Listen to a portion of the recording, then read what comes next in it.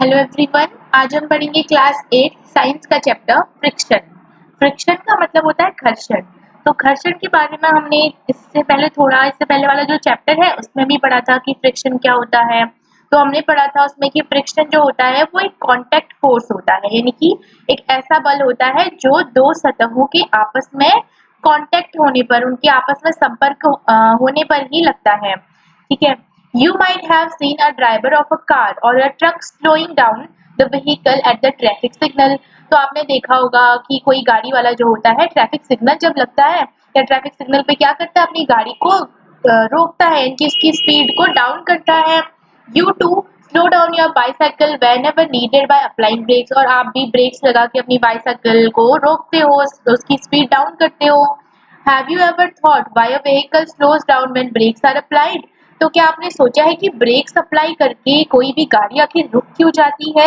Not only vehicles, any object moving over the surface of another object slows down when no external force is applied on it. तो केवल गाड़ी ही नहीं, कोई और दूसरी भी चीज जब कोई दूसरी वस्तु की सतह पर वो जा रही होती है, मूव कर रही होती है, तो जब हम उस पर कोई एक्सटर्नल फोर्स बाह्य बल नहीं लगाते तो वो क्यों रुक जाती है थोड़ी दूर जाने पर। Have you not have you not seen a moving ball on the ground stopping after some time? जैसे आपने देखा होगा कि आप एक बॉल को हिट करते हो, तो थोड़ी दूर तो वो जाती है, लेकिन थोड़ी दूर जाने के बाद वो रुक जाती है। तो ऐसा क्या है कि थोड़ी दूर जाके वो रुक गई, है ना? Why do you slip when you step on a banana peel? और जब आप किसी केले के छिलके पे आप अपना पैर रखते हो तो आप क्यों गिर जाते हो, स्लिप क्यों कर जाते हो, फिसल क्यों जाते हो? Why is it difficult to walk on a smooth and wet floor? तो क्यों एक स्मूथ बहुत ही चिकने या समतल फर्श पे चलना डिफिकल्ट क्यों होता है? आप बर्फ पे नहीं चल सकते हो, है ना? तो ऐसा क्यों होता है कि कहीं पे क्या हो रहा है, हम नहीं चल पा रहे हैं और कहीं पे हम फिसल जा रहे हैं। जैसे जो कहीं पे बॉल है वो कुछ दूर जाके रुक जा रही है और कहीं पे जो केले का छिलका है वो पड़ा है तो हम वहां पे गिर जा रहे हैं। ऐसा क्यों हो रहा है? यहाँ पे दिखाया गया पिक्चर में कि दो लड़के हैं और वो केले के छिलके के ऊपर चलता है तो वो गिर जाता है। You will find the answer to such question in this chapter. तो इस चैप्टर में हम इसी तरह के कुछ क्वेश्चंस का आंसर ढूंढेंगे। तो इस एक्टिविटी में दिखाया गया है कि जब आप किसी बुक को क्या करते हो, सरकाते हो या उसको उसमें मूवमेंट लाते हो, उसमें मोशन लाते हो, तो क्या होता है। You saw that if you apply the force along the left, आपने देखा कि जब आप लेफ्ट साइड से बुक को धक्का देते हो, friction act along the right। तो फ्रिक्शन जो है, जो घर्षण बल है, वो किस तरह किस दिशा को काम करता है, राइट की ओर काम करता है। हमने पढ़ा था कि जो फ्रिक्शन है हमेशा जो मोशन है, डायरेक्शन ऑफ मोशन है, उसकी अपोजिट डायरेक्शन में काम करता है। If you apply the force along the right, और आप जब बुक को, कॉपी को आप राइट की ओर धक्का दोगे तो फ्रिक्शन जो है वो कहाँ की ओर काम करेगा, लेफ्ट की ओर। In both cases the force opposes the motion of book. तो दोनों ही केसेस में जो फोर्स है, कौन सा फोर्स है, फ्रिक्शनल फोर्स है, वो जो बुक है, जो किताब है, उसकी गति का विरोध कर रहा है। The force of friction always opposes the applied force. इसका मतलब क्या हुआ, जो घर्षण बल होता है हमेशा जो बल होता है उसका विरोध करता है। ठीक है, किसी भी चीज पे हम बल लगाएंगे तो उसमें हमें पता है बल लगा के क्या होगा, किसी भी वस्तु में गति आ जाएगी। तो घर्षण बल जो होता है, इस लगाए गए बल द्वारा जो गति उत्पन्न होती है उसका हमेशा अपोज करता है, विरोध करता है। In the above activity, the force of friction acts between the surface of the book and the surface of table। और ये ध्यान देने की बात है कि जो फोर्स ऑफ फ्रिक्शन है हमेशा दो सरफेसेस के बीच ही काम करेगा। और ऊपर की जो एक्टिविटी है वहां पे सरफेसेस क्या है, एक हमारी बुक की सरफेस, उसकी सतह, और एक जो टेबल है उसकी सतह। Is the friction the same for all the surfaces? क्या सभी प्रकार के, सभी तरह के जो सरफेस होते हैं, जो सतह होती है, सब में एक ही प्रकार का या जो फ्रिक्शन है वो समान मात्रा में लगता है घर्षण बल? Does it depend on the smoothness of the surface? क्या ये जो सरफेस है उसकी स्मूथनेस, यानी कि उसकी स्मूथनेस हम कहेंगे उसकी चिकनाई पे निर्भर करेगा कि वो कितना स्मूथ है, कितना वो रफ है। Let us find out. तो चलिए हम अब पता करेंगे या कुछ आगे हम पढ़ेंगे फैक्टर्स अफेक्टिंग फ्रिक्शन, यानी कि कौन कौन से ऐसे कारक हैं जो फ्रिक्शन, घर्षण बल को पर प्रभाव डालते हैं कि कहाँ पे घर्षण बल ज्यादा लगेगा, कहाँ पे कम लगेगा।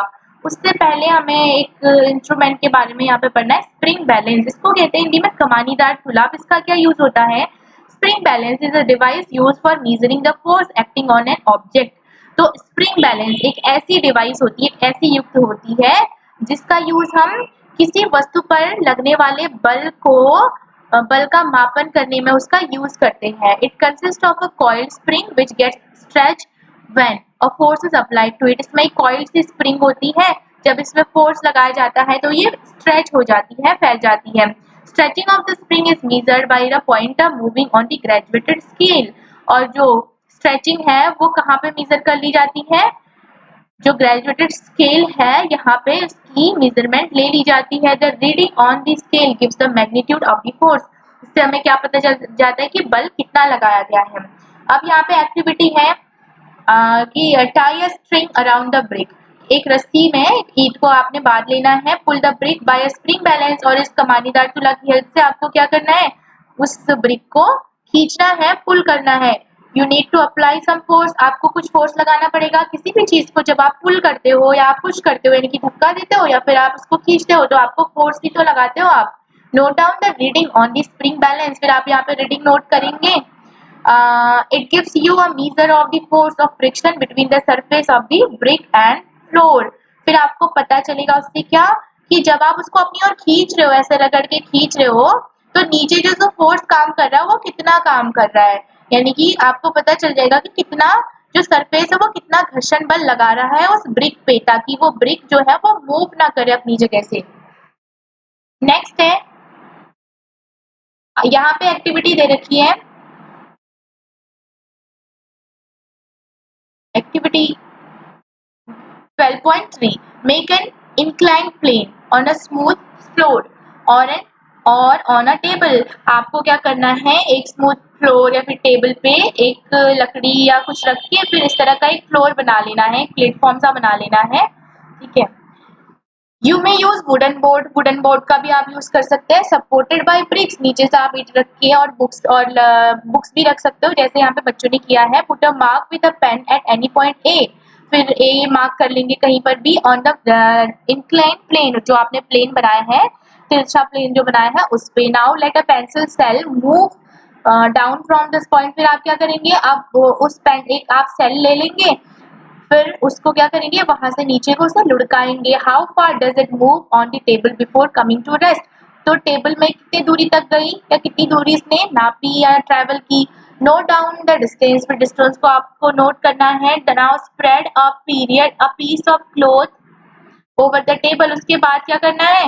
ये जो टेबल है इस पे एक कपड़ा बिछा लेना है। Make sure that there no wrinkles on the cloth. ध्यान रहे कि कपड़े पे कोई सिलवटें ना हो। Try to activity again. और वही एक्टिविटी यानी कि सेल को यहाँ से आप लुढ़काएंगे। पहले तो आपने सिर्फ इस टेबल पे लुढ़काया, फिर आपने क्या करना है? और यहाँ पे नोटिस ये भी करना है कि जो सेल है वो कितनी दूर तक गई। ठीक है। नेक्स्ट आपको क्या करना है? क्लॉथ, एक कपड़ा बिछा लेना है, फिर आपको सेल को लुढ़काना है यहाँ पर सेम पॉइंट से। फिर आपने नोट करना है कि कपड़े से जो सेल है कपड़े में कितनी दूर तक गया। अब नेक्स्ट आपको क्या करना है?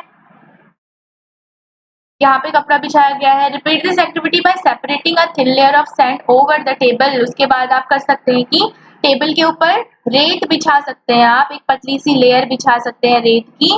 फिर आप सेल को से लुढ़काएंगे। फिर आप देखेंगे कि किस कंडीशन में आपका जो सेल है उसने सबसे ज्यादा दूरी तय करी और किस सिचुएशन में आपके सेल ने सबसे कम दूरी तय करी। तो इससे हमें एक आइडिया मिल जाता है कि जो मूवमेंट है या फिर जो फ्रिक्शनल फोर्स है वो डिपेंड किस पे कर रहा है? जो कोई भी चीज है, ऑब्जेक्ट है, उसके सरफेस पे कर रहा है। ठीक है। In which case is the distance covered the minimum. तो इसमें पूछा गया कि किस केस में जो डिस्टेंस है वो सबसे कम होगी। तो किस केस में होगी? जब आप रेत बिछाएंगे सबसे कम दूरी तभी ट्रेवल करेगा वो cell. Why is the distance covered by the pencil cell different every time. तो क्यों अलग अलग आया हर बारी? Try to reason why. तो कोशिश कीजिए कि ऐसा क्यों हुआ, जानने की कोशिश कीजिए। Discuss the result. और रिजल्ट का को डिस्कस भी कीजिए। Does the distance covered depend on the nature of the surface on which the cells move. तो ये किस पे डिपेंड कर रहा है? जिस सरफेस पे कोई वस्तु मूव कर रही होती है, कोई वस्तु गति कर रही होती है, उसका नेचर, उसकी प्रकृति कैसी है। ठीक है। जितना रफ सरफेस होगा वस्तु जो है उतनी कम दूरी ट्रेवल करेगी उस वस्तु पे, और जितना स्मूथ, जितना चिकना होगा कोई भी सरफेस, उसमें जो फ्रिक्शन होगा उतना ही कम होगा और वस्तु जो है वो ज्यादा दूरी ट्रेवल करेगी। तो फर्स्ट केस में क्या हुआ था, हमने सिर्फ टेबल पे किया था ना, जो भी एक्टिविटी हमने टेबल पे की थी, तो टेबल जो था वो स्मूथ था, तो जो सेल है उसने ज्यादा दूरी ट्रेवल की थी। नेक्स्ट हमने कपड़ा बिछाया था, तो कपड़ा जो है वो टेबल की कंपैरिजन में थोड़ा सा उसकी जो सरफेस है थोड़ी सी रफ थी, तो उससे थोड़ी सी कम दूरी पहले के कंपैरिजन में उसने ट्रेवल की। नेक्स्ट हमने क्या किया, नेक्स्ट हमने किया कि जो टेबल है उसके ऊपर हमने सरफेस किसकी बिछा दी, एक लेयर बिछा दी हमने किसकी, सैंड यानी कि रेत की, बजरी की।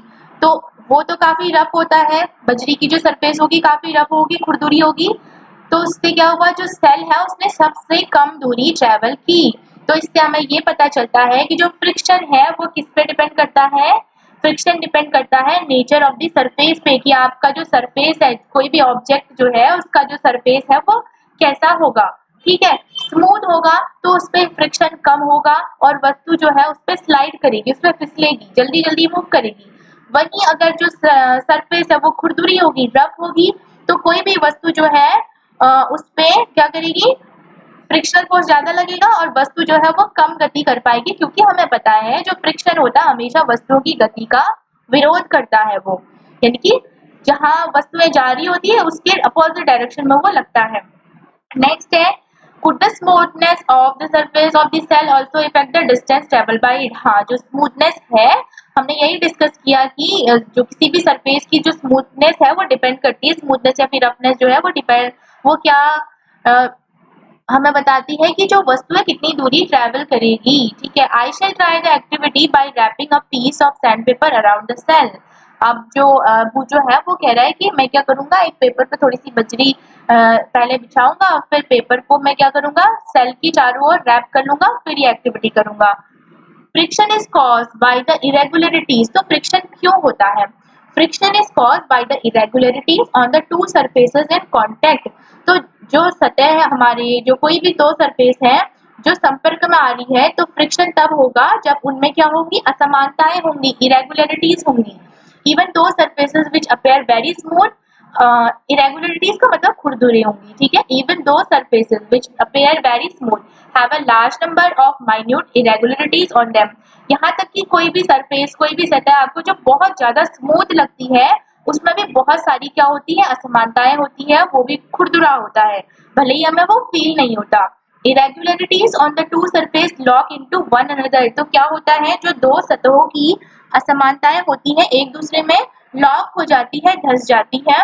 When we attempt to move any surface, तो हम क्या करते हैं, जब कोई वस्तु को किसी दूसरी वस्तु की सरफेस पे मूव कराने की कोशिश करते हैं, उसे उस वस्तु पे मूव यानी कि उसको गति देने की कोशिश करते हैं, we have to apply force. हमें क्या करना पड़ता है, एक बल लगाना पड़ता है, ताकि हम जो बल लगाएंगे वो उस फ्रिक्शन फोर्स को पार कर जाए और हमारी जो वस्तु है, जो हमारा ऑब्जेक्ट है, वो मूव करे। ठीक है, On rough surfaces there are a larger number of irregularities, और जो खुरदरी सतह होती है उसमें असमानताएं ज्यादा होती है। So the force of friction is greater if a rough surface is involved। तो किसी भी खुरदरी सतह में, ठीक है, जितनी ज्यादा सतह खुरदरी होगी फ्रिक्शनल फोर्स उतना ही ज्यादा होगा, और जितनी सतह है स्मूथ यानी कि चिकनी होगी, जो घर्षण है उतना ही कम लगेगा।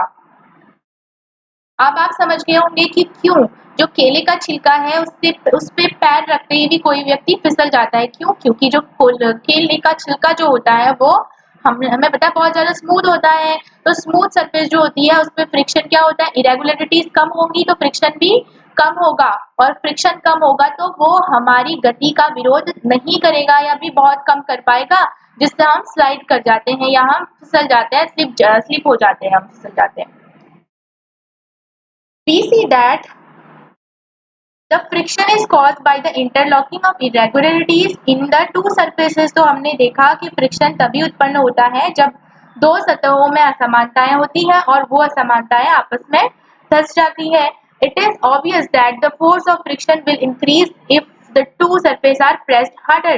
तो ऑब्वियस सी बात है कि जब हम क्या करेंगे, दो सतहों को आपस में बहुत मिलाएंगे, बहुत हार्डली प्रेस करेंगे, तो फ्रिक्शन भी बढ़ जाएगा। You can experience it by dragging a mat when nobody is sitting on it। तो आप इसको कैसे भी एक्सपीरियंस कर सकते हैं, किसी चटाई को आप खींचिए जब उस पे कोई नहीं बैठ रहा होता है, और आप तब खींचिए जब इस पे कोई बैठा हुआ है। जब कोई बैठा हुआ है तब क्या हो रहा है, उस पर प्रेशर लग रहा है ना, प्रेशर लग रहा है तो फ्रिक्शन जो फोर्स है वो भी ज्यादा लगेगा, जिससे जो है हम व्यक्ति को आसानी से नहीं सरका पाते हैं। जब कोई इस पे नहीं बैठा है तो क्या हो रहा है, प्रेशर उस पे लग नहीं रहा है, तो उस पे फ्रिक्शन भी कम लगेगा, आसानी से हम चटाई को खींच लेते हैं या सरका लेते हैं। Recall your experience when last time you moved a heavy box from one place to another। आपका जो एक्सपीरियंस है जब आपने पिछले टाइम किया था एक्टिविटी, एक भारी बक्से को आपने हिलाया था। If you have no such experience get that experience now. अगर आपने ऐसा नहीं किया है तो अभी कीजिए। What is easier to move the box from rest or to move it when it is already in motion. तो आपसे पूछा जा रहा है कि कौन सा काम आसान है, किसी स्थिर बक्से को मूव कराना, या उसको अपनी पोजीशन से हिलाना, या फिर ऐसी वस्तु में मूव कराना जो ऑलरेडी पहले से मोशन में है, जिसमें पहले से गति हो रही है। तो कौन सा इजी होगा, जिसमें ऑलरेडी पहले से मोशन है, गति है जिसमें। The force required to overcome friction at the instant an object starts moving from rest is a measure of static friction. तो जो फ्रिक्शन होता है, अब उसको हम तीन तरह से बांटते हैं। एक होता है स्टैटिक फ्रिक्शन, ठीक है। तो स्टैटिक फ्रिक्शन में क्या होता है, जब कोई स्टैटिक फ्रिक्शन जो होता है उन चीजों में लगता है, उन वस्तुओं में लगता है जब कोई वस्तु स्थिर होती है। तो ये जो फ्रिक्शन होता है सबसे ज्यादा होता है, स्टैटिक फ्रिक्शन जो होता है वो सबसे ज्यादा होता है। On the other hand the force required to keep the object moving with the same speed is a measure of sliding friction. Next कौन सा फ्रिक्शन है, स्लाइडिंग फ्रिक्शन, यानी कि सरक, जब कोई वस्तु सरकती है ना किसी दूसरे सरफेस पे, तो उस कंडीशन में जो फोर्स फ्रिक्शन काम कर रहा होता है उसको हम स्लाइडिंग फ्रिक्शन कहते हैं। और ये कम होता है किससे, ये कम होता है आपका स्टैटिक फ्रिक्शन से। तो सबसे ज्यादा क्या होगा, स्टैटिक फ्रिक्शन होगा, ठीक है। यानी कि जो स्थिर वस्तु है उसमें सबसे ज्यादा फ्रिक्शन लग रहा होगा, और उसके बाद जो आता है हमारा स्लाइडिंग फ्रिक्शन, ठीक है। और ये जो स्लाइडिंग फ्रिक्शन होता है वो स्टैटिक फ्रिक्शन से कम होता है जब आप किसी चीज को सरकाते हो। When the box starts sliding, the contact point on its surface do not get enough time to lock into the contact point on the floor। तो ऐसा क्यों हुआ कि जो स्लाइडिंग फ्रिक्शन है वो कम है, क्योंकि जब हम किसी वस्तु को किसी सरफेस पे दूसरी सरफेस पे हम स्लाइड करते हैं, उसको सरकाते हैं, तो इतना टाइम नहीं मिल पाता उन लॉक्स को, इरेगुलरिटीज को आपस में धंसने के लिए, जिस वजह से जो फ्रिक्शन है वो कम लगता है। तो the sliding friction is slightly smaller than the static friction. इसलिए जो स्लाइडिंग फ्रिक्शन है वो स्टैटिक फ्रिक्शन से कम होता है। जो स्टैटिक फ्रिक्शन है उसको हिंदी में कहते हैं स्टैटिक घर्षण, और जो स्लाइडिंग फ्रिक्शन है उसको कहते हैं सर्पी घर्षण। नेक्स्ट यहाँ पे टॉपिक है कि फ्रिक्शन अ नेसेसरी इविल। जो फ्रिक्शन है वो जरूरी भी है और कभी कभी हमारे लिए खतरा भी होता है। Recall now some of your experiences. Is it easier to hold a कुल्हड़ earthen pot or a glass tumbler? आप कभी जब मटके को, earthen pot यानी कि कोई मिट्टी का बर्तन हो गया, उसको पकड़ते हो, या शीशे का बना या ग्लास का बना कोई टम्बलर या कोई ग्लास पकड़ते हो आप, तो आप क्या इजीली पकड़ लेते हो उसको। Suppose the outer surface of the tumbler is greasy और has a thin layer of cooking oil in it. Suppose कीजिए कि उस गिलास पे, जो कांच का गिलास है, उसकी बाहर वाली जो सरफेस है वहां पे आप थोड़ा सा ऑयल लगा दोगे, क्या आप इजीली पकड़ पाओगे उसको? नहीं पकड़ पाओगे। Just think, would it be possible to hold the glass at all if there is no friction. तो सोचिए, अगर जब फ्रिक्शन ही नहीं होगा, क्या हम कोई भी चीज या फिर ग्लास है उसको पकड़ पाएंगे अच्छे से? नहीं पकड़ पाएंगे। तो फ्रिक्शन हमें हेल्प करता है किसी भी चीज को होल्ड करने में। और साथ ही फ्रिक्शन से, अगर देखो इतना ज्यादा फ्रिक्शन है, फ्रिक्शन कम हो रहा है तो क्या हो रहा है, कोई भी वस्तु हमारे हाथ से नीचे गिर के वो टूट जा रही है। Recall also how difficult it is to move on a wet muddy track और वेट मार्बल फ्लोर। और आपने देखा होगा, कभी कीचड़ वाले रास्ते पे चलते हो, बहुत ज्यादा कीचड़ जहाँ पे होता है, और आप मार्बल वाले फ्लोर पे चलते हो, तो क्या आप इजीली चल पाते हो? नहीं चल पाते हो। Can you imagine being able to walk at all if there no friction? तो सोचिए, क्या अगर कभी भी फ्रिक्शन नहीं होगा किसी जगह पे, क्या आप इजीली चल पाओगे? नहीं चल पाओगे। तो ज्यादा फ्रिक्शन होगा तो क्या होगा, हम इजीली चल पाएंगे। अगर फ्रिक्शन बहुत कम होगा तो क्या होगा, हम नहीं चल पाएंगे, क्योंकि फ्रिक्शन की वजह से ही तो क्या हो रहा है, हमारी जो गति हो रही है आगे की ओर उसमें विरोध हो रहा है। अब फ्रिक्शन है नहीं तो विरोध कैसे होगा, और हम क्या हो जाते हैं, फिसल जाते हैं, स्लिप हो जाते हैं। You could not write with pen और pencil if there no friction. तो अगर फ्रिक्शन नहीं होगा तो आप ना ही अपनी कॉपी पर, ना किसी पेपर पर, ना ब्लैक बोर्ड पे पेंसिल या चौक की हेल्प से लिख सकते हो। It its rough surface rubs off some chalk particle with stick which stick to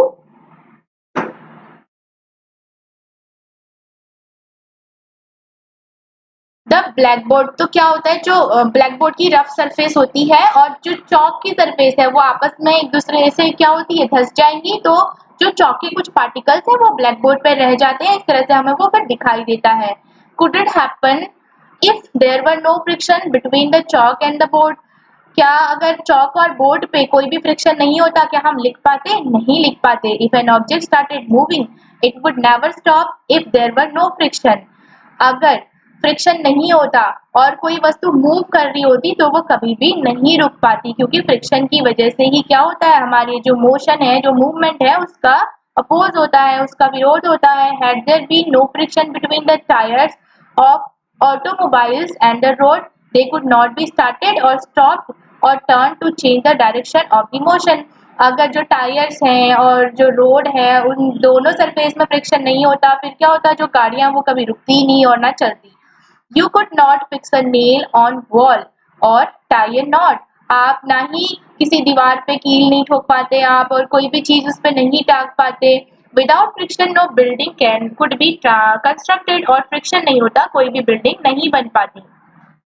on the other hand, तो ऊपर के डिस्कशन से हमें पता चलता है कि फ्रिक्शन जो है हमारे लिए क्या है, यूजफुल भी है। फ्रिक्शन की हेल्प से ही हम क्या कर पाते हैं, चल पाते हैं। अगर फ्रिक्शन नहीं होता तो हम क्या होता, हम फिसल जाते। ठीक है, हमारी जो गति है वो कभी भी नहीं रुकती। फिर दूसरी ओर क्या होता है, friction is an evil. Friction हमारे लिए जो है एज ए इवल, यानी कि हमारे लिए अच्छा नहीं है। It wears out the materials whether they are screws, ball bearing और सोल्स ऑफ शूज। इससे क्या होता है, जो कि कोई भी सरफेस, कोई भी ऑब्जेक्ट है उसकी सरफेस जो होती है वो घिस जाती है। You must have seen worn out steps of foot over bridges eight railway station. Friction can also produce heat. तो आपने जूते के नीचे का जो पार्ट होता है ना, सूल, उसको भी देखा होगा, वो घिस जाती है। और रेलवे स्टेशन में भी आपने देखा होगा, जो सीढ़ियां होती है ऊपर को जाने वाली वो भी घिसी हुई होती हैं। Friction can also produce heat. और फ्रिक्शन की वजह से हीट यानी कि ऊष्मा भी प्रोड्यूस होती है। Vigorously rub your palm together for a few minutes. आपको क्या करना है, आपकी जो हथेलियां हैं उसको, उन दोनों को रब करना है आपस में। तो दोनों हथेलियां सरफेस ही तो हैं, तो दो सरफेस जब एक दूसरे के कांटेक्ट में आएंगी तो कौन सा एक्ट फोर्स काम करता है, फोर्स ऑफ फ्रिक्शन काम करता है। और फोर्स ऑफ फ्रिक्शन जो है वो हीट प्रोड्यूस करता है। तो आप देखते हैं कि जब आप अपनी हथेलियों को रगड़ते हो तो आपकी हथेलियां जो है वो गर्म हो जाती है। हाउ डू यू फील, तो यहाँ पे आपको पूछा गया आपको कैसा फील हुआ, तो आपको गर्म फील होगा।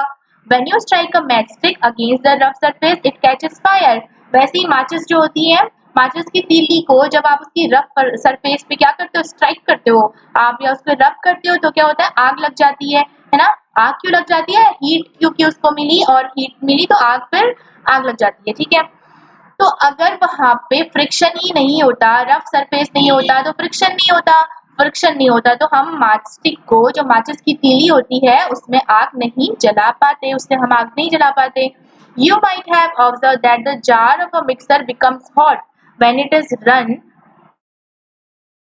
For a few minute. आपने ये भी देखा होगा कि जब आप मिक्सर यूज करते हो ना, ग्राइंड करने के लिए चीजों को, तो कुछ मिनट के लिए आप जब मिक्सी चलाते हो फिर आप उसके जार को टच करना, उसका जार जो होता है वो गर्म हो जाता है। You can site various examples in which friction produces heat. तो इस तरह से आप बहुत सारे एग्जांपल्स और देख सकते हो जिसमें फ्रिक्शन की वजह से क्या प्रोड्यूस होता है, हीट यानी कि ऊष्मा निकलती है। In fact when a machine is operated heat generated causes much wastage of energy. और यहाँ तक कि जब मशीनों को ऑपरेट किया जाता है तो क्या होता है, बहुत सारी क्या होती है, ऊष्मा भी निकलती है, जिससे हमारी एनर्जी का बहुत सारा वेट वेस्ट होता है। We shall discuss the ways of minimizing friction in the following section. तो अब देखो एनर्जी का वेस्टेज हो रहा है, तो हमें जरूरी है कि क्या हो, जो फ्रिक्शन है उसको कम किए जाने के कुछ कारण ढूंढने चाहिए। तो अब हम नेक्स्ट सेक्शन में वही पढ़ेंगे कि कैसे फ्रिक्शन जो होता है उसको रिड्यूस किया जा सकता है, घर्षण बल को कम किया जा सकता है। आप कैरम बोर्ड खेलते होंगे, कैरम बोर्ड आपने खेला होगा, तो आप देखते हो ना कि आप कुछ पाउडर सा उसकी सरफेस पे छिड़कते हो। क्यों छिड़कते हो? तो हम इस चैप्टर में या इस सेक्शन में हम वही पढ़ेंगे इस टॉपिक में। As you have seen in the previous section, friction is described in some situation, desirable in some situation. तो हमने पढ़ा पीछे के सेक्शन में कि फ्रिक्शन जो है कुछ सिचुएशन में तो अच्छा है हमारे लिए, जैसे हम चल पाते हैं, हम लिख पाते हैं, ठीक है। Have you ever thought why the sole of your shoe is grooved? क्या आपने कभी सोचा है कि आपके जो जूते हैं ना उसकी जो सोल होती है वो खांचेदार क्यों होती है? जूते का जो सोल होता है चप्पल्स वगैरह वो क्यों ग्रूव्ड यानी कि खांचेदार क्यों होता है? It is done to provide the shoes better grip on the floor. ऐसे ये इस कारण बनाए जाते हैं ग्रूव्ड, ताकि आपके जो जूते चप्पल है वो फ्लोर पे एक अच्छी ग्रिप बनाए, अच्छी पकड़ बनाए, so that you can move safely, जिस कारण आप अच्छे से चल पाते हो। सिमिलरली आपने देखा होगा द ट्रीडेड टायर्स ऑफ कार्स, आपने कार्स के, ट्रक्स के, बुलडोजर्स के, बसेस के टायर्स देखे होंगे, तो वो भी इस तरह से खांचेदार बनाए जाते हैं। और वो किस लिए बनाए जाते हैं? ताकि वो दूसरी सरफेस यानी कि रोड पर जो जहां पर भी वो चलते हैं वहां पर एक अच्छी पकड़ बनाए, एक अच्छी ग्रिप बनाए। We deliberately increase friction by using brake pads in the brake system of cycles and automobiles। तो हम क्या करते हैं, जानबूझकर साइकिल्स हैं और जो हमारी स्कूटीज और बाइक्स वगैरह होती हैं वहां पे ब्रेक लगा के हम क्या करते हैं, फ्रिक्शन हम क्या करते हैं, फ्रिक्शन को बढ़ाते हैं, ताकि हमारी जो ऑटोमोबाइल जो भी ऑटोमोबाइल्स हैं इनकी गाड़ियां जो है वो उनकी जो स्पीड है वो कम हो जाए। When you are riding a bicycle, जब आप साइकिल चला रहे होते हैं, the brake pad do not touch the wheels.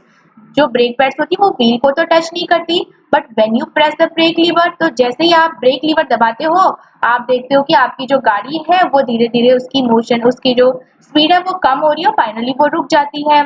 तो ऐसा किस कारण होता है? फ्रिक्शन के कारण होता है। द व्हील स्टॉप मूविंग, आपका जो पहिया है वो चलना बंद कर देता है। You might have seen that kabaddi players rub their hands with soil for a better grip of their opponents. आपने ये भी देखा होगा जो कबड्डी के खिलाड़ी होते हैं वो क्या करते हैं, अपने हाथों पे क्या रगड़ते हैं, मिट्टी रगड़ते हैं, ताकि क्या हो जाए, आपका जो हाथ है उसका सरफेस खुरदुरा हो जाए। खुरदुरा हो जाएगा तो क्या होगा, फ्रिक्शन बढ़ेगा। फ्रिक्शन बढ़ेगा तो कोई भी चीज दूसरी जो सरफेस है कोई भी ऑब्जेक्ट जो यानी कि ऑब्जेक्ट का सरफेस जो उस आपके हाथ के सरफेस पे स्लाइड करेगा या मूव करेगा वो मूव नहीं कर पाएगा, ठीक है। तो जैसे ही कबड्डी का प्लेयर दूसरे व्यक्ति को या दूसरे खिलाड़ी को पकड़ता है तो वो इजीली ग्रिप बना लेता है, आसानी से पकड़ लेता है उसको। Gymnasts apply some coarse substance in their hands to increase friction for better grip। ऐसे जो जिम्नास्टिक होते हैं वो भी अपने हाथ पे कुछ कोर्स यानी कि कुछ हार्ड सा कोई सब्सटेंस लगा लेते हैं ताकि अच्छे से ग्रिप बना लें। In some situation however friction is undesirable. कुछ कंडीशन में जो फ्रिक्शन है वो अनडिजायरेबल होता है, यानी कि वो हमारे लिए अच्छा नहीं होता है। We would want to minimize it, हमें उसको कम करने की जरूरत होती है। अब हम पढ़ेंगे कि फ्रिक्शन को कब कब हमें कम करने की जरूरत होती है। जैसे हमने अभी एग्जांपल दिया था कि हम क्या करते हैं, कैरम बोर्ड जो होता है उसकी सरफेस पे कुछ पाउडर छिड़कते हैं, स्प्रिंकल करते हैं। You might have noticed that when a few drops of oil are poured on the things of a door, the doors move smoothly। और आपने देखा होगा जो आप दरवाजे हैं जो कभी कभी अच्छे से मूव नहीं करते हैं, आवाज करते हैं, तो आप क्या करते हो, वहां पे थोड़े से ड्रॉप्स ऑयल के डाल लेते हो उसके हिंजेस, उसके कब्जों पे, जिससे आपका दरवाजा जो है वो स्मूथली फिर मूव करता है। A bicycle and motor machines uses grease between mechanic uses grease between the moving parts of these machines। और आपने देखा होगा जब आप अपनी साइकिल या फिर मोटर व्हीकल जो सुधारने के लिए, रिपेयर के लिए जाते हो, तो मैकेनिक जो होता है वो थोड़ा सा ग्रीस लगा लेता है मूविंग पार्ट्स पे। In all the above cases we want to reduce friction in order to increase efficiency. तो ऊपर हमने जो भी एग्जांपल्स पढ़े थे उसमें क्या हो रहा है, हम फ्रिक्शन को कम करना चाह रहे हैं ताकि जो हमारी एफिशिएंसी है, जो हमारा कोई भी जैसे साइकिल है, मोटर व्हीकल है, उसकी जो एफिशिएंसी है, जो कार्य करने की दक्षता है, वो बढ़ जाए। When oil, grease or graphite is applied between the moving part of a machine, a thin layer is formed there and moving surface do not directly rub against each other. तो जब हम क्या करते हैं, जैसे ग्रीस है, graphite है, oil है, इसको हम अप्लाई करते हैं किसी भी मूविंग पार्ट के बीच में, मशीन के मूविंग पार्ट के बीच में, तो क्या होता है, वहां पे फ्रिक्शन कम हो जाएगा और वो इजीली मूव करते हैं। फिर interlocking of irregularities is avoided to great extent, movement become smooth. तो क्या होता है, जिस अगर हम ग्रीस वगैरह लगाएंगे तो इंटरलॉक नहीं हो पाती, यानी कि जो इरेगुलरिटीज हैं, दो सरफेसेस की जो असमानताएं हैं वो आपस में नहीं दसती हैं, जिस वजह से हमारा जो ऑब्जेक्ट है वो इजीली मूव कर पाता है। The substances which reduce friction are called lubricants, और ऐसे पदार्थ जिनका यूज हम फ्रिक्शन को रिड्यूस करने के लिए, कम करने के लिए करते हैं, उसको हम कहते हैं lubricants, यानी कि स्नेहक। ग्रीस हो गया, ऑयल हो गया और ग्रेफाइट हो गया।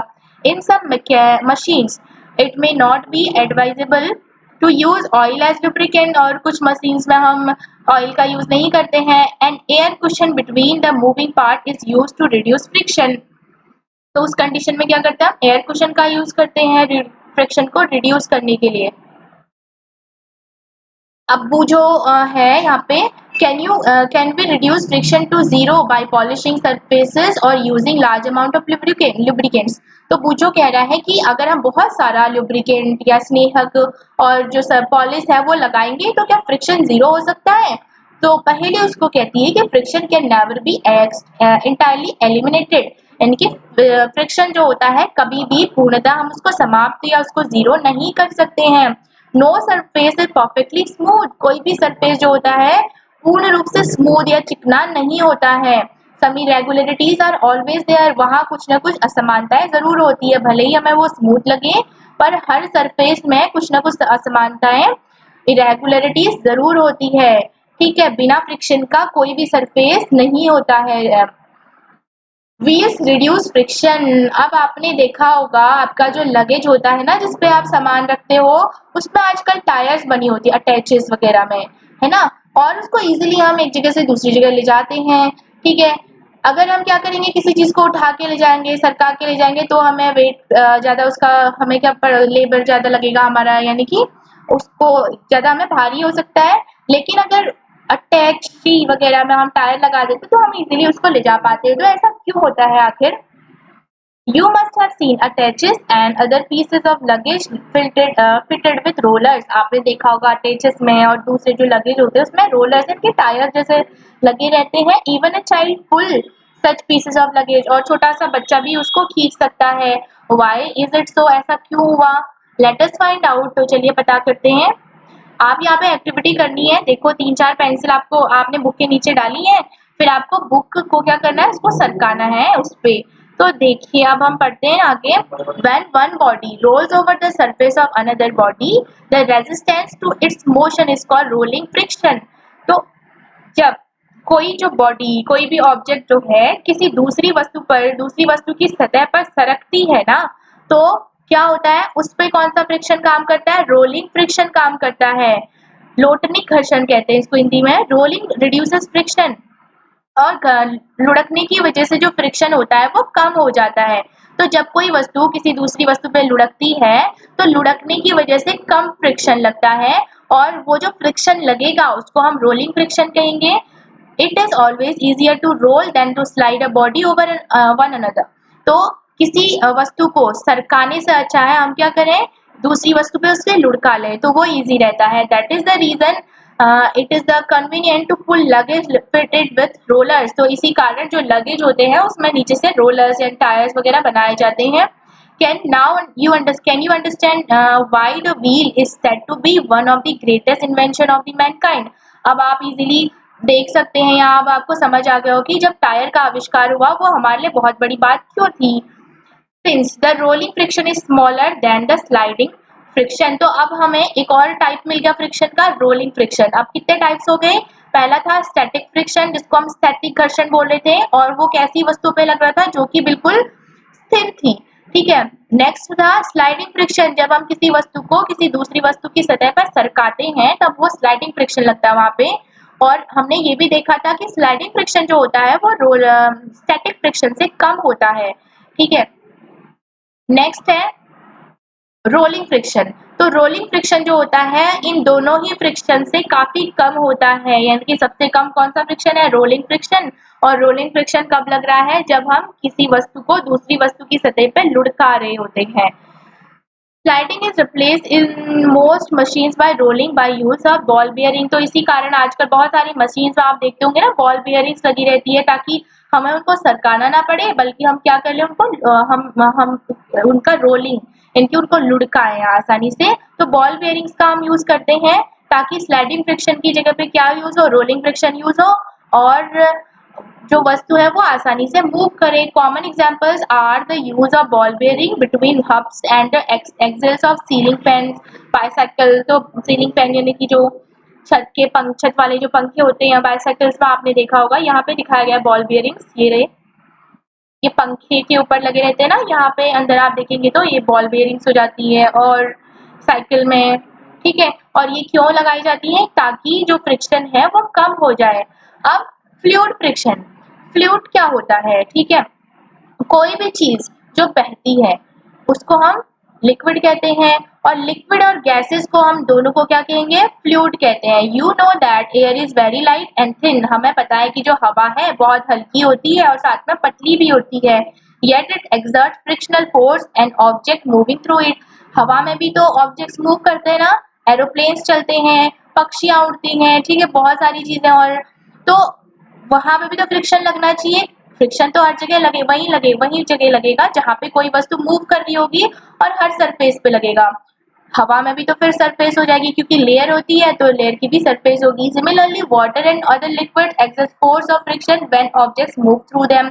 तो वैसे ही पानी में भी फोर्स ऑफ फ्रिक्शन लगता है जब कोई वस्तु में गति करती है। In science the common name of gases and liquids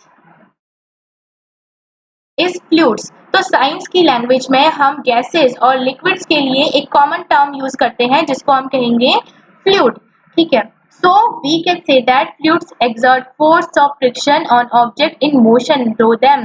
इसलिए हम कह सकते हैं जो फ्लूइड्स होते हैं वो भी क्या करते हैं, फ्रिक्शन अप्लाई करते हैं जब कोई वस्तु उनमें गति करती है, उनकी सरफेस पे मूव करती है। The frictional force exerted by fluids is also called drag. और फ्रिक्शनल फोर्स जो किसी फ्लूइड के द्वारा लगाया जाएगा किसी दूसरी वस्तु पे, उसको हम कहेंगे ड्रैग। ये बहुत इंपॉर्टेंट है कि ड्रैग क्या होता है। Drag is the frictional force exerted by fluids. The frictional force on an object is a fluid depends on its speed with respect to the fluid। और ये किस पर डिपेंड करता है, किसी भी वस्तु जो है उसकी स्पीड पर, कि वो किसी भी फ्लूइड में यानी कि गैस या लिक्विड में कितनी स्पीड से जाता है। The frictional force also depends on the shape of this object and the nature of the fluid. और जो फ्रिक्शनल फोर्स है वो किस पे भी डिपेंड करता है, शेप पर, उसके आकार पे भी डिपेंड करता है। आपने देखा होगा ना कि जो मछलियां होती है वो पानी में रहती हैं, मछलियों का शरीर कैसा होता है, स्ट्रीमलाइंड होता है, हमने पढ़ा था। जो एंड के पार्ट होते हैं वो थोड़े नैरो होते हैं, बीच का पार्ट चपटा होता है। It is obvious that when objects move through fluids they have to overcome friction acting on them. तो जब कोई वस्तु फ्लूइड्स पे जैसे हवा है और पानी है उसमें मूव करेगी तो वो मूव तभी कर पाएगी जब उसका जो घर्षण बल होगा उसको पार कर पाएगी। In this process they lose energy. तो इस प्रोसेस में वो बहुत सारी एनर्जी लूज करते हैं। Efforts are therefore made to minimize friction. तो इस वजह से वो क्या करते हैं, बहुत सारे ऐसे इफर्ट डालते हैं जिससे क्या हो जाए, जो प्रेशर है वो जो फ्रिक्शन है वो कम हो जाए। So objects are given special shape. इसी कारण आप देखते होंगे कि जो ऑब्जेक्ट्स होते हैं उनको कुछ विशेष प्रकार के आकार दिए जाते हैं। जैसे जो हवा में उड़ते पक्षी उड़ते हैं हवा में, तो हवा में हमारा एरोप्लेन भी चलता है। एरोप्लेन का आकार और पक्षी का आकार बिल्कुल एक जैसा होता है। ठीक है। Where do think scientist get hints from these special shapes. अब साइंटिस्ट को कैसे पता चला होगा कि हमें इस तरह की शेप्स बनानी है, कहाँ से पता चला होगा, नेचर से पता चला होगा। ठीक है।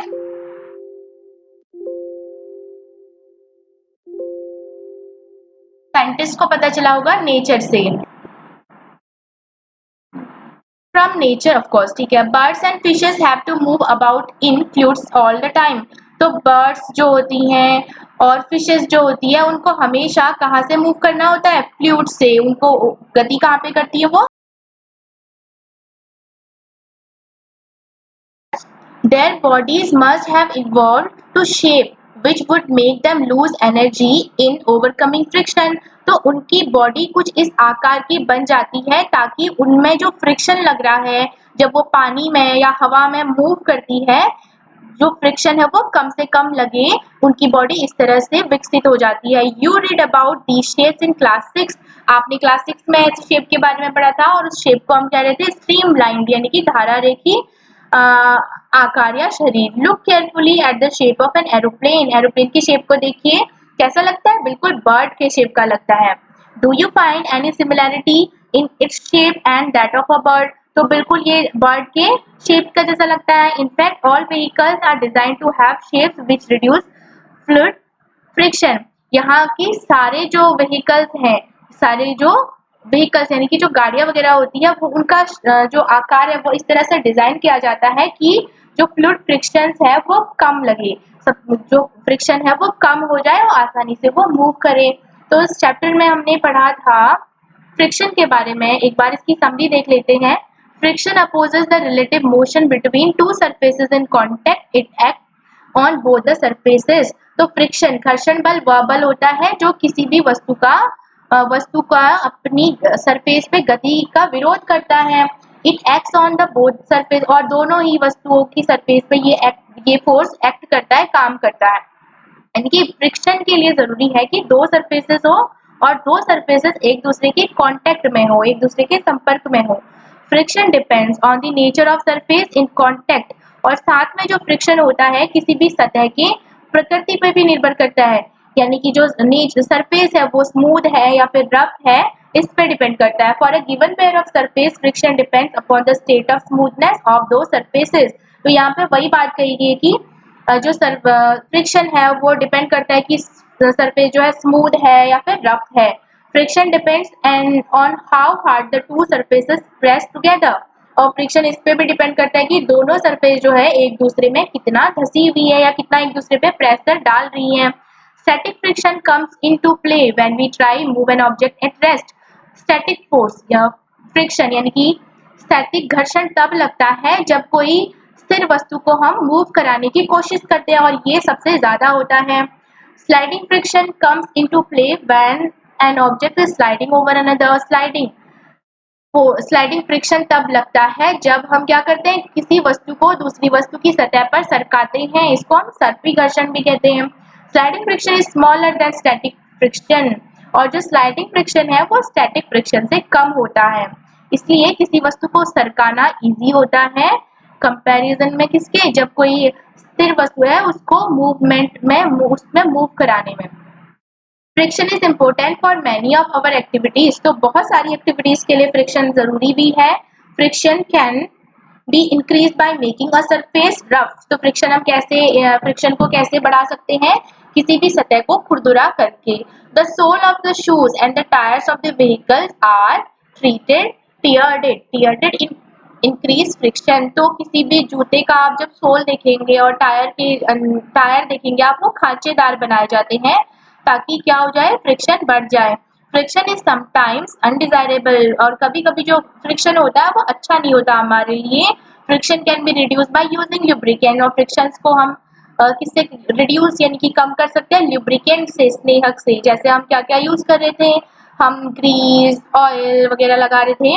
When one body rolls over another body, rolling friction comes into play। और जब कोई वस्तु किसी दूसरी वस्तु की सतह पर लुढ़कती है तो कौन सा फ्रिक्शन काम करता है वहां पे, रोलिंग फ्रिक्शन काम करता है। Rolling friction is smaller than sliding friction, और रोलिंग फ्रिक्शन जो है स्लाइडिंग फ्रिक्शन से कम होता है, यानी कि सबसे ज्यादा होता है स्टैटिक फ्रिक्शन, तब आता है उसके बाद स्लाइडिंग फ्रिक्शन, और after then rolling friction. In many machines friction is reduce by using ball bearing. बहुत सारे मशीन्स में बॉल बेयरिंग्स का यूज किया जाता है ताकि फ्रिक्शन कम हो। Fluid friction can be minimize by giving suitable shapes to bodies moving in fluids. और फ्लूइड फ्रिक्शन कैसे कम करते हैं, जब कोई वस्तु जो होती है वो फ्लूइड में मूव कर रही होती है तो हम क्या करते हैं, हम किसी दूसरी वस्तु को भी उसी का आकार दे देते हैं ताकि फ्लूइड फ्रिक्शन कम हो जाए। जैसे हमने पढ़ा था कि जो एरोप्लेन है उसका शेप कैसा होता है, बिल्कुल बर्ड के जैसा होता है, और जो पानी जहाज होता है शिप, उसका शेप कैसा होता है, जो बिल्कुल फिश के जैसा होता है। चैप्टर कंप्लीट हो गया है, इससे आगे का चैप्टर हम नेक्स्ट वीडियो में पढ़ेंगे। Thank you.